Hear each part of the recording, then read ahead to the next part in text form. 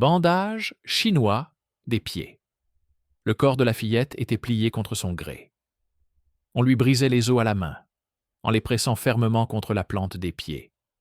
Puis, on les enveloppait de longs bandages en tissu, de sorte que le pied se repliait vers l'intérieur, se transformant en un petit moignon déformé. Elle criait de douleur, mais sa mère, sa grand-mère ou ses voisines continuaient le rituel. Les cris faisaient partie du processus, tout comme le sang et l'odeur de puce. Pendant de longs mois et de longues années, la petite jambe de la fillette devait se transformer en un symbole gracieux de beauté, le pied de lotus. C'est ainsi qu'on appelait l'une des traditions les plus effroyables de la civilisation chinoise, le bandage des pieds.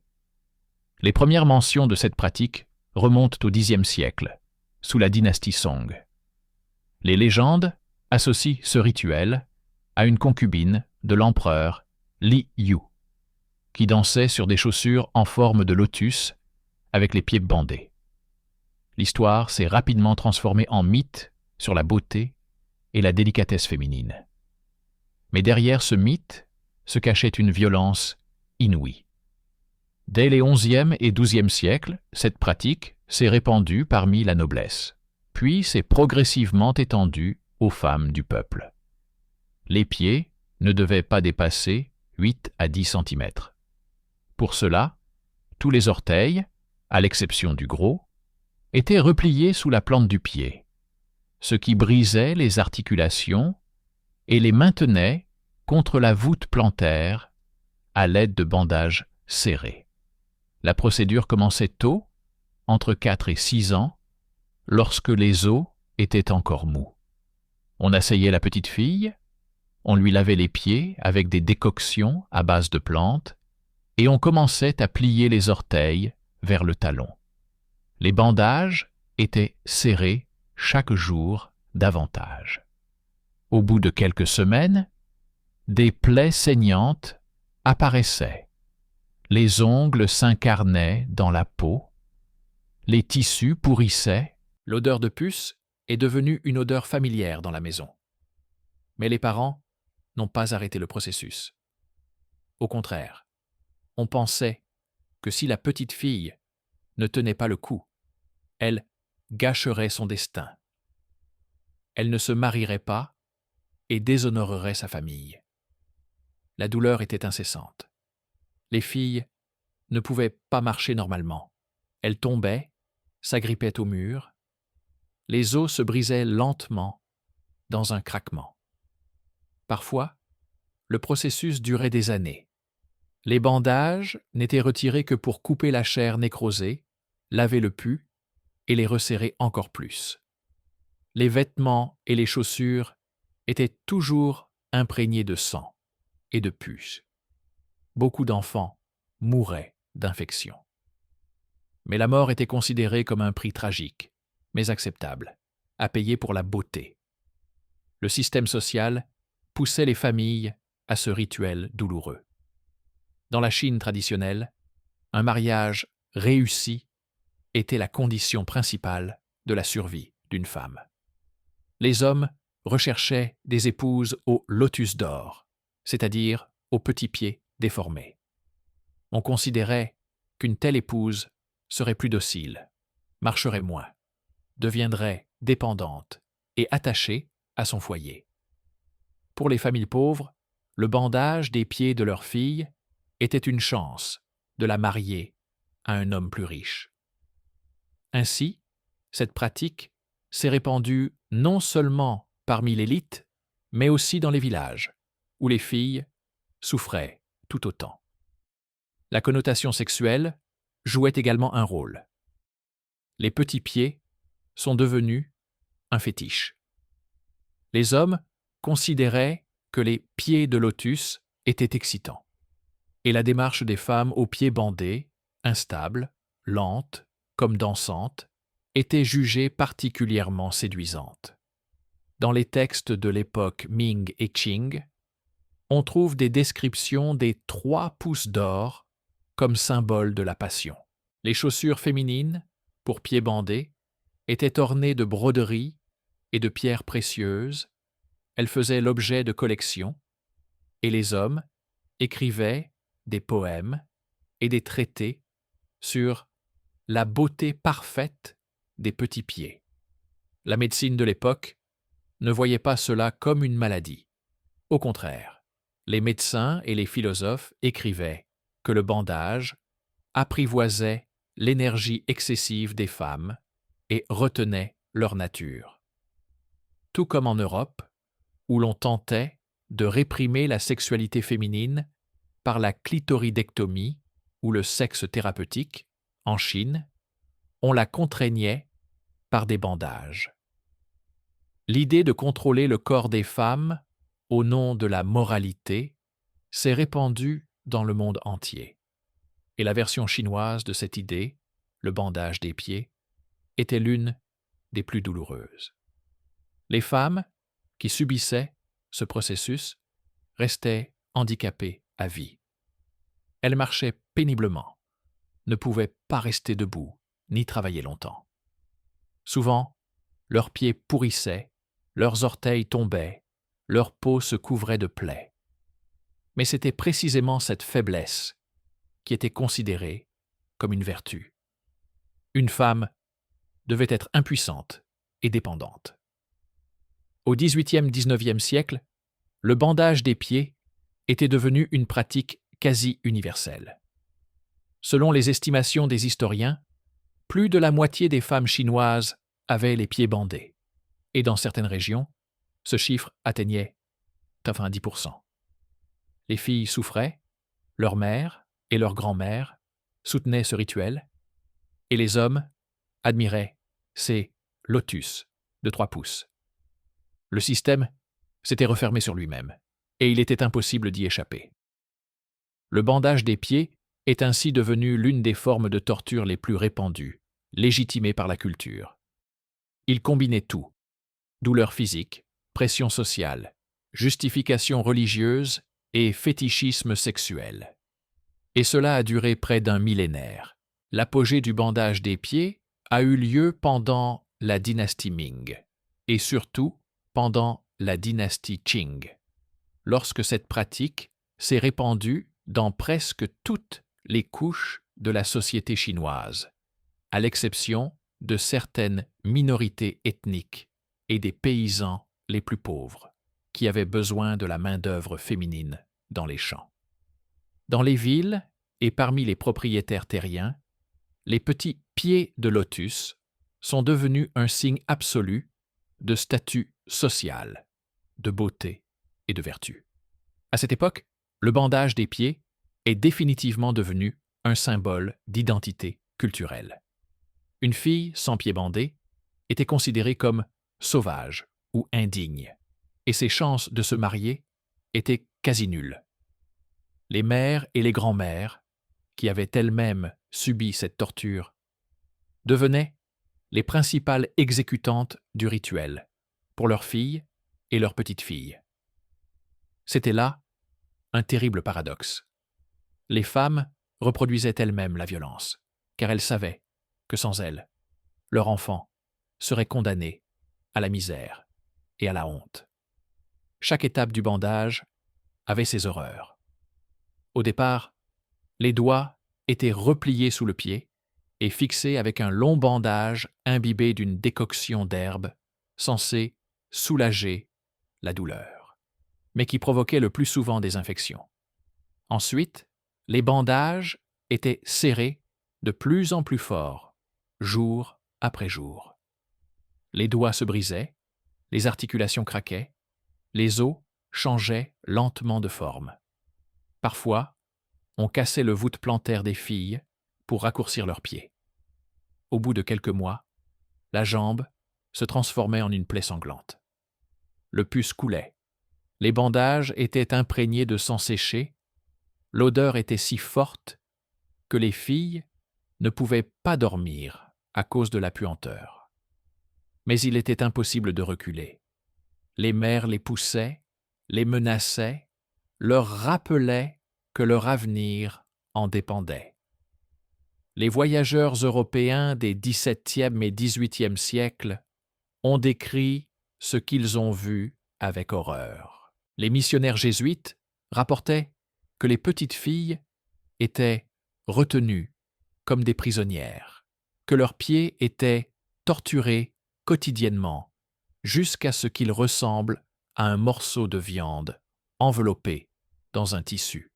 Un marchand anglais du XVIIIe siècle écrivait « J'ai vu une fillette d'environ 7 ans marcher dans la cour.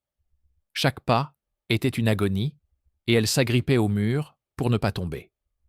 Sa mère, fière, m'a dit « Bientôt, elle sera une vraie femme. » Pour les Européens, cela semblait barbare, mais pour la société chinoise, c'était une nécessité. La taille des pieds revêtait une importance particulière. L'idéal était 3 pouces d'or, soit environ 8 cm. Plus le pied était petit, plus la jeune fille avait de valeur sur le marché matrimonial. Les hommes choisissaient leurs épouses en examinant leurs chaussures. De minuscules escarpins raffinés et brodés étaient un symbole de statut social. Les familles riches conservaient des dizaines de paires de ces chaussures comme des joyaux. Elles étaient ornées de perles, de fils d'or et de pierres précieuses. Le simple fait de posséder une femme au pied de lotus de 3 pouces était un sujet de fierté et une démonstration de richesse. Dans ce système, la sexualité féminine était réprimée et devenait en même temps un objet de fétichisme. Les hommes croyaient que les petits pieds rendaient les femmes plus séduisantes et leur démarche lente et chancelante, comme si elles dansaient, était considérée comme une danse de la passion. Dans les traités érotiques de l'époque Ming, on trouve des descriptions de pratiques intimes liées aux pieds bandés.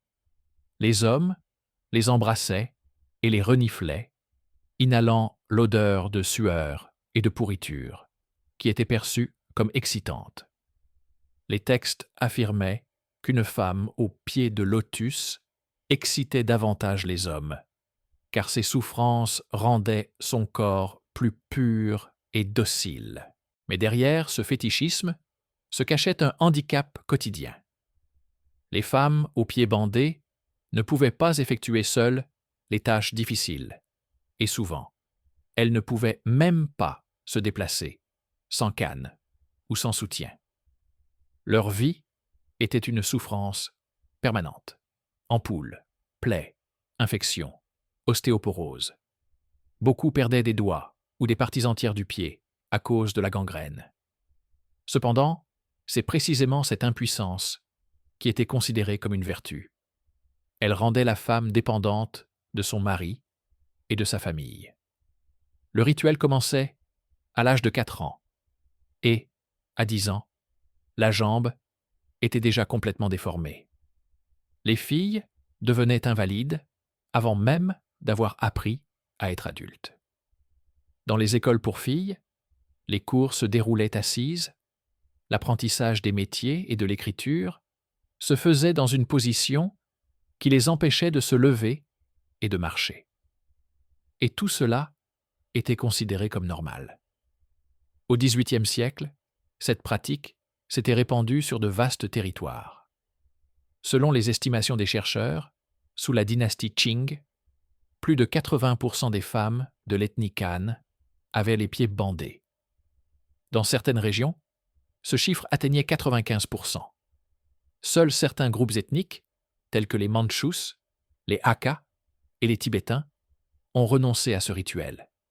Mais même là, les femmes étaient victimes de discrimination, en raison de leurs grandes jambes. Ainsi, à l'époque Ming et Qing, le bandage des pieds n'était pas seulement une tradition, mais un système global qui déterminait le destin des femmes. Chaque fille devait subir cette torture, chaque mère devait devenir son bourreau, et chaque homme son juge. Et tandis que les hommes chantaient les louanges des lotus dans leurs poèmes, et que les femmes portaient des chaussures de la taille d'une paume, des milliers de filles mouraient d'infections ou restaient estropiées. Le XIXe siècle a été le moment où la Chine a été confrontée pour la première fois au regard insistant du monde extérieur. Les puissances occidentales, les missionnaires, les médecins et les diplomates ont commencé à dénoncer haut et fort le bandage des pieds comme une coutume barbare. Mais pour des millions de familles chinoises, cette pratique restait non seulement la norme, mais aussi la seule chance pour une fille de survivre dans une société où le mariage était son destin. Dans ce conflit, le rituel est devenu un symbole. Pour les étrangers, une preuve du retard de la Chine. Pour les Chinois eux-mêmes, un marqueur d'identité culturelle qu'il était impossible de rejeter sans craindre de perdre la face et l'avenir. Au milieu du XIXe siècle, les missionnaires européens ont laissé des dizaines de rapports décrivant ce qu'ils avaient vu. Ils ont écrit sur des plaies purulentes, sur le fait que les femmes ne pouvaient pas marcher normalement, sur le fait que les filles étaient mutilées dès leur enfance. Pour la médecine occidentale, c'était un exemple de violence physique effroyable. Les journaux de Londres, Paris et Berlin ont publié des articles sur les femmes aux pieds de lotus, accompagnés de dessins représentant de minuscules chaussures. Dans ces textes, la Chine apparaissait comme un pays où le destin des femmes était mutilé au nom de la luxure et de l'esthétique masculine. Mais à l'intérieur de la Chine, la situation était différente. Même après les guerres de l'opium et la pression occidentale, le bandage des pieds restait une condition obligatoire pour le mariage dans la plupart des familles Han. Dans les familles riches, une mariée aux pieds non bandés était considérée comme une honte. Les filles, dont les parents tentaient de les libérer de cette torture, étaient méprisées par leurs voisins, qui les traitaient de grandes jambes, symbole de la grossièreté et de la pauvreté des villages. Dans les villes, ces filles n'avaient pratiquement aucune chance de se marier. Les réalités médicales du XIXe siècle étaient encore plus effrayantes qu'auparavant. Dans des conditions insalubres, des milliers de filles mouraient d'infections sanguines. Les médecins constataient des cas de gangrène, de septicémie, d'amputation. Mais même la mort d'un enfant n'arrêtait pas les familles. Elles commençaient à bander la fille suivante, considérant cela comme un devoir inaliénable. Le bandage devenait aussi banal que nourrir ou habiller un enfant. La sexualisation de cette pratique occupait une place particulière. Dans la littérature du XIXe siècle, les hommes décrivaient les petits pieds comme un objet de désir. Dans des journaux intimes et des traités érotiques, on trouve des phrases évoquant le bonheur de respirer le parfum d'une chaussure ou le plaisir de regarder marcher une femme qui peut à peine se déplacer. L'odeur de pourriture, de douleur et de sueur devenait un fétiche, et la chaussure un symbole de possession masculine. En fait, la douleur et les mutilations des femmes étaient transformées en marchandises sur le marché matrimonial et en source de fantasmes masculins. Au même moment, les premières voix s'élevaient contre cette tradition en Chine. Les réformateurs liés au mouvement de modernisation écrivaient des pamphlets dans lesquels le bandage des pieds était qualifié de plus grande honte de la nation. Les intellectuels soulignaient que cela affaiblissait physiquement les femmes, les privait de leur capacité à donner naissance à des enfants en bonne santé et rendait la société vulnérable. Mais leur voix se noyait dans le flot de la routine quotidienne. Des millions de familles continuaient à bander les pieds de leurs filles, car elles savaient que sans cela, leur destin était scellé. Pour les puissances occidentales, le bandage des pieds est devenu un argument en faveur de l'intervention coloniale. Dans les documents diplomatiques du XIXe siècle, la Chine était décrite comme un pays où les femmes sont mutilées pour assouvir la luxure. Les Européens utilisaient cette image pour justifier leur guerre et leur demande de réforme. Mais le paradoxe était que les pays européens eux-mêmes avaient leur propre forme de violence à l'égard des femmes, allant de l'esclavage dans les usines aux opérations médicales destinées à soigner l'hystérie. À la fin du XIXe siècle, les premiers mouvements organisés contre le bandage des pieds ont vu le jour. En 1895, l'Association des pieds non bandés a été créée à Shanghai. Ses membres s'engageant à ne pas épouser de femmes aux pieds bandés. De telles associations se sont répandues dans les villes, mais elles étaient pratiquement inconnues dans les villages. Là-bas, tout restait comme avant. Une fillette de 5 ans, ses cris, la main bandée de sa mère, le sang sur les chiffons, l'odeur de puce. Ainsi, le XIXe siècle fut une époque où le bandage des pieds fut à la fois critiqué et à son apogée, en tant que pratique de masse. Des millions de femmes vivaient avec des pieds difformes, des milliers mouraient d'infections, et des milliers d'hommes écrivaient des poèmes sur les 3 pouces d'or. C'est dans cette terrible dualité que la Chine est entrée dans le XXe siècle, où le sort des pieds de lotus allait être scellé sous la pression des réformes, des révolutions et des nouvelles idéologies. Le début du XXe siècle a été marqué par l'effondrement des anciennes traditions chinoises sous le poids des révolutions, des guerres et des transformations sociales. Mais le bandage des pieds, cette torture millénaire, s'est avéré être une coutume incroyablement tenace.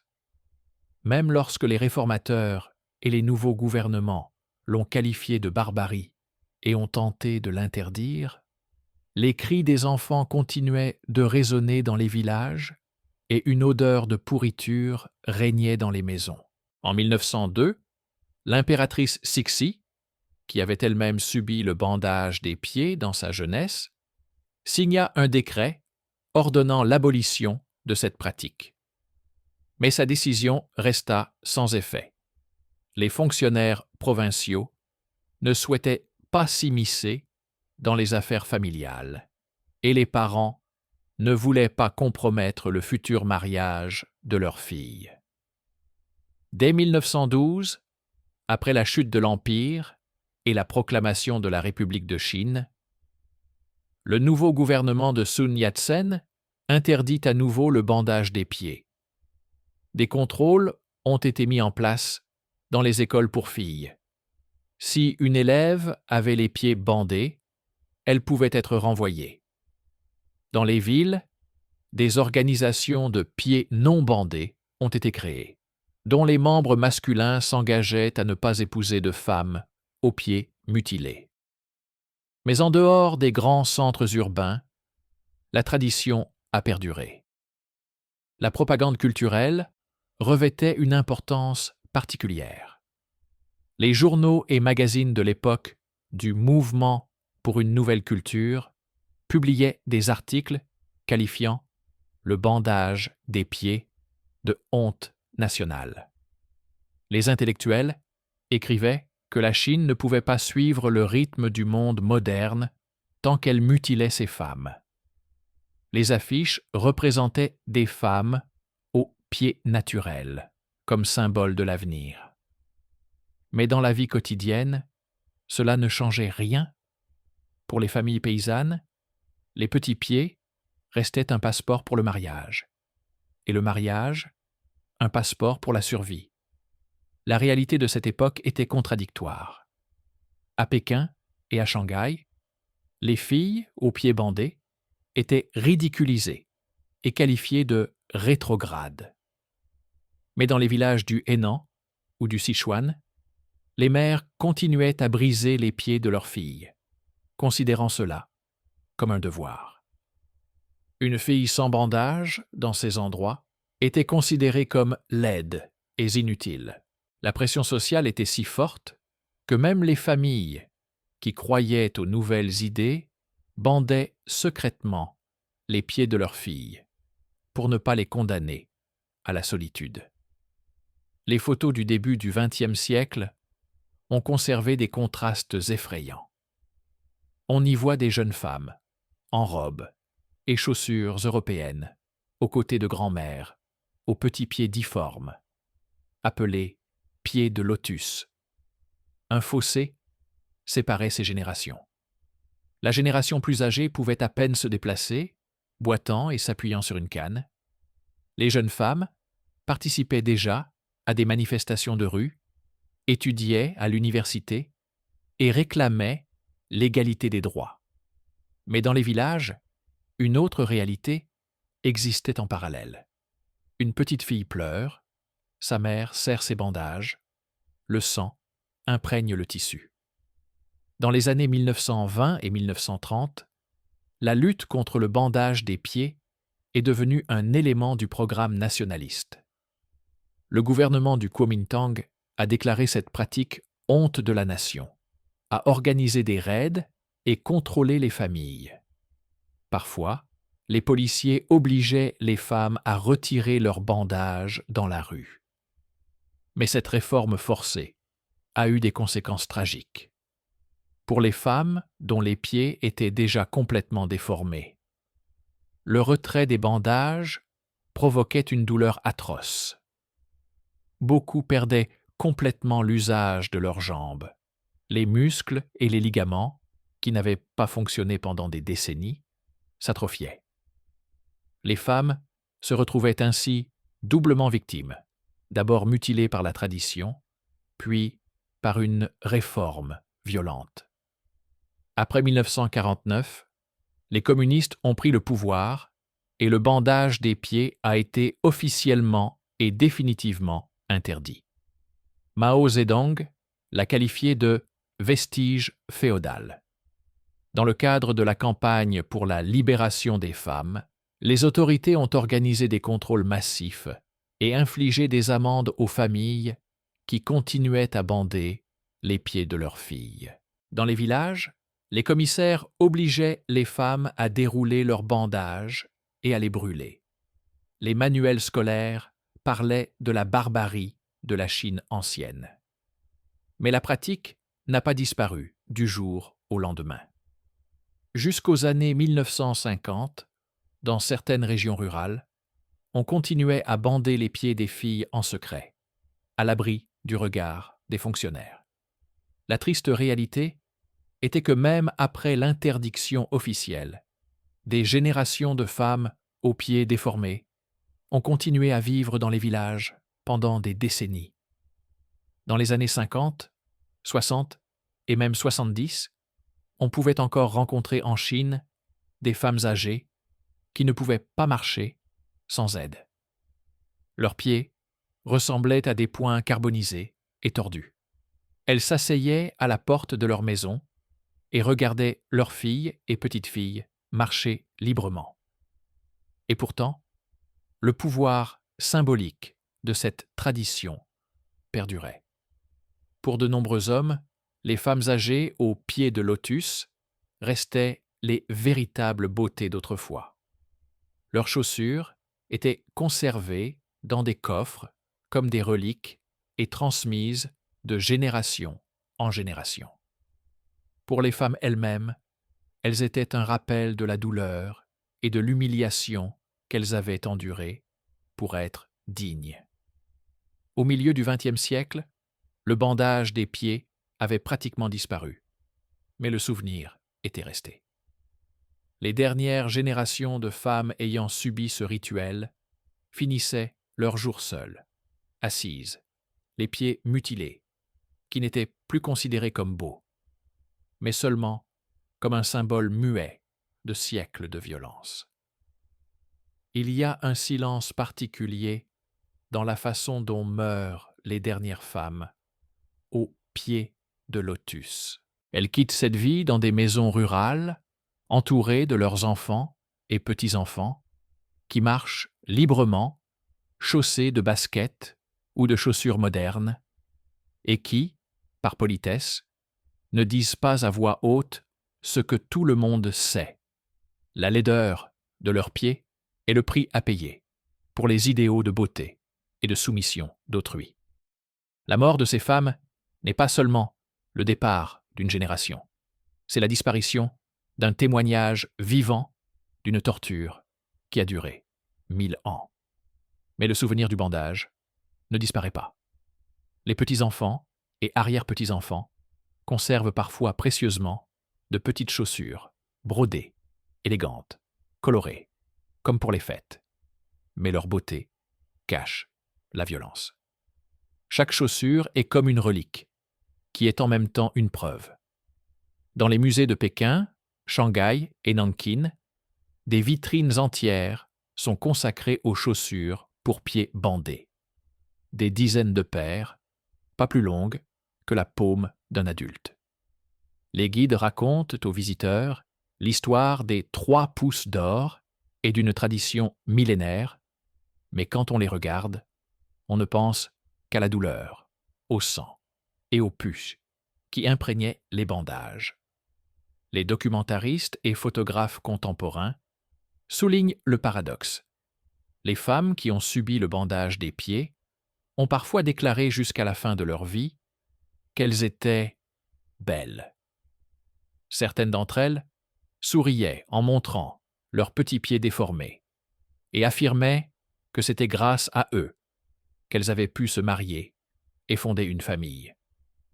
Ce n'est pas une justification, mais une reconnaissance de la profondeur avec laquelle la violence s'est ancrée dans leur identité.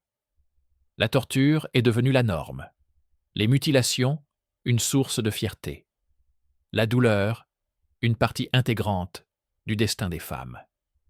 Mais au-delà des histoires personnelles, le bandage des pieds continue de fonctionner comme un symbole, tant en Chine qu'à l'étranger. Pour les chercheuses féministes, c'est un exemple de la manière dont une société peut mutiler massivement et systématiquement des femmes au nom du contrôle masculin. Pour les historiens, c'est un cas unique de violence culturelle qui a perduré pendant près d'un millénaire. Pour le grand public, c'est une image effrayante de la beauté créée par le sang. Au XXIe siècle, le souvenir du bandage des pieds est devenu un outil d'introspection pour la Chine. Dans le discours officiel, il est présenté comme un vestige féodal, comme la preuve que le pays a fait un pas vers le progrès. Dans les manuels scolaires, on raconte aux filles et aux garçons comment les mères brisaient les os de leurs filles, ce qui doit susciter le dégoût pour l'ancien ordre. Mais en même temps, en marge de la culture, le bandage des pieds conserve encore une aura d'antiquité raffinée. Dans certains films et romans, les pieds de lotus sont présentés comme un symbole de raffinement ou de passion secrète. Les boutiques de souvenirs vendent des reproductions miniatures de ces chaussures. Même le souvenir de cette violence est commercialisé. Pendant ce temps, les derniers témoins disparaissent. Au début des années 2000, les chercheurs estimaient qu'il y avait plusieurs milliers de femmes aux pieds bandés en Chine. Dans les années 2010, elles n'étaient plus que quelques centaines. Aujourd'hui, elles se comptent sur les doigts d'une main. Chaque décès efface une voix vivante. Et lorsque la dernière femme, au pied de lotus, aura disparu, il ne restera au monde que des artefacts, des photos, des chaussures, des enregistrements. C'est précisément pour cette raison que les documentaristes s'empressent aujourd'hui d'enregistrer chaque mot de ces femmes. Leurs récits sont une chronique de la douleur qu'il ne faut pas laisser tomber dans l'oubli. Et pourtant, le plus effrayant, c'est que le bandage n'est pas unique. Ce n'est qu'une tradition parmi d'autres où le corps féminin est transformé en objet de contrôle. Dans d'autres pays, les filles sont encore aujourd'hui mutilées, les femmes sont condamnées à être brûlées vives, les veuves sont réduites à l'ombre. Les pieds de lotus chinois font partie de l'histoire mondiale, qui montre comment la culture peut transformer la torture en beauté, la mutilation en vertu et la souffrance en norme. Les dernières femmes aux pieds bandés ne sont pas seulement un souvenir d'une Chine lointaine. Elles sont un avertissement que toute tradition justifiant la violence peut perdurer pendant des siècles, si la société décide de la qualifier de beauté et de honneur. Et lorsque nous regardons leurs petits pieds déformés, nous entendons non seulement le craquement des os brisés, mais aussi l'écho de toutes les cultures où la souffrance des femmes a été érigée en loi.